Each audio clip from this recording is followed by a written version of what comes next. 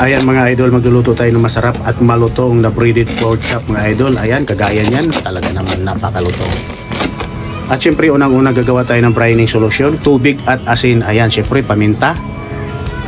Lagyan natin ng paminta, laurel at yung bawang na dinikdik. So kung wala tayong bawang na sariwa, pwede naman yung garlic powder mga idol. So ayan, haluin lang natin hanggang sa matunaw ang kanyang asin.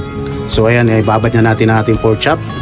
Siguro i-brine natin ng mga 3 oras lang, pero mas masarap siguro kung mga overnight nating ibabad. Siyempre para talagang manuot ang lasa ng ating brining solution sa ating pork chop. So ayan, kagaya niyan, dahil tapos na po nating i-brine, kita naman sa kulay. So talagang nanunuot na ang lasa niyan mga idol. Dahil sa 3 oras lang naman natin brine yung ating pork chop, so hindi na natin kailangan hugasan. Dahil unang-una, andun yung lasa sa pork chop, sa brining solution mga idol. Huwag natin hugasan. Dahil unang-una, di pa naman panis yung pinaka-brining solution nun, dahil 3 oras lang naman. Ang gagawin natin rito, mag-prepare tayo ng itlog, cornstarch mga idol. Mas maganda po gamitin ang cornstarch dahil maliban doon sa nagpapalutong talaga siya ng husto sa ating breaded pork chop. Yung iba kasi ang gamit ay harina. At syempre, timplahan rin natin ang ating pork chop ng kunting asin, iodized salt, at syempre yung ating paminta. Ayan, kagaya niyan.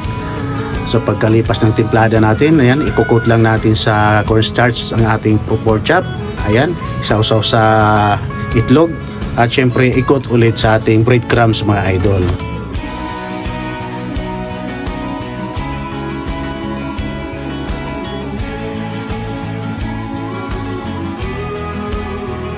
Ayan, ganyan lang kasimple mga idol. Ikot natin ulit sa ating cornstarch, isawsaw ulit sa itlog, ikot ulit natin sa ating breadcrumbs mga idol. Ayan, ganyan lang kasimple gumawa ng breaded pork chop. Ayan.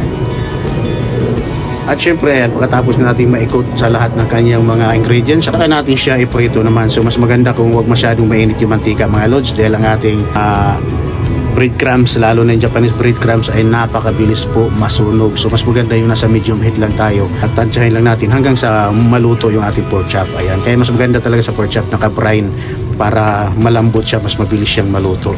So ayan, kagaya niyan, tama lang po sa golden brown ang kanyang pagkaluto. So siguraduhin lang natin na hindi lang yung ibabaw ang luto, kundi pati yung ilalim sa pagluluto ng breaded pork chop. Siyempre, lalong-lalo na pag pangnegosyo, talagang magre-reklamo yung customer pag ganun ang sistema mga idol. Ayan, ganun ulit at iprito ulit hanggang sa maluto natin lahat ang ating mga niluluto.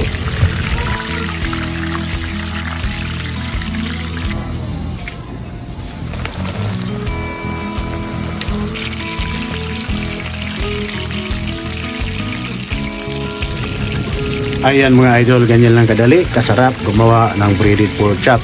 Ayan, pasensya na po sa ating mga voice over, talaga namang wala po tayong binabasa rito script mga idol. Kung anong sinasabi ko, yun na yun, diretso na yun mga lods. Kaya pasensya na kung medyo pilipit po yung dila natin rito pagdating sa ganitong voice over, dahil unang-una mahirap po bura tayo ng bura. Ayan, mas maganda yung dire-diretso yung ating voice over para ma-i-upload po agad natin ang ating video. Ayan, kagaya niyan. At siya nga pala, sa mga gustong umorder ng ating bagnet bagoong mga idol, mamaya ilagay ko pa yung link ng Shopee at ang link ng Lazada, ilagay ko po sa comment section. Ayan. At syempre, maraming salamat sa mga umorder sa Lazada at sa Shopee. At sa lahat ng umorder, pwede po tayong sumali sa ating parapol mga idol. At syempre, yung mga in-order nyo po na bagnet bagoong, i-screenshot nyo lang po at ipadala sa atin ang ating official page, ang Kusinero ng Barangay. Ayan mga idol, at ganyan lang kadali. At maraming salamat po muli sa inyong lahat.